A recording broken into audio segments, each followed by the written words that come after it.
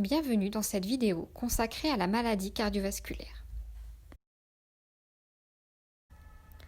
Certains facteurs, dont le diabète, peuvent constituer un risque pour votre cœur et vos artères.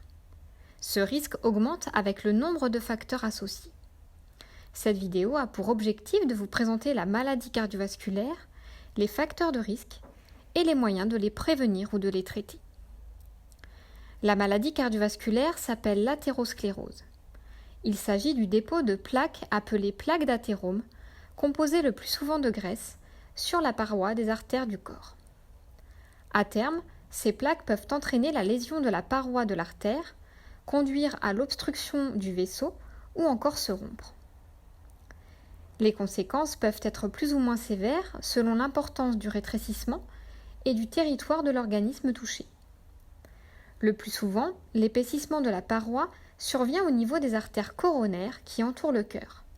Un angor ou angine de poitrine ou encore un infarctus du myocarde peuvent alors survenir. Au niveau des carotides, c'est-à-dire les artères du cou, cela peut générer un accident ischémique transitoire, AIT, ou un accident vasculaire cérébral, AVC. Et enfin, au niveau des artères des membres inférieurs, cela peut provoquer une AOMI ou artérite oblitérante des membres inférieurs.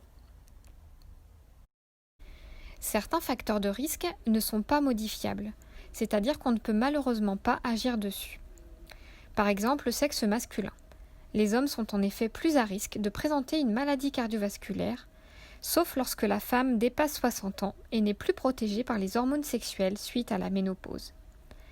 L'âge, la probabilité d'avoir une maladie cardiovasculaire augmente nettement après 50 ans chez l'homme et après 60 ans chez la femme.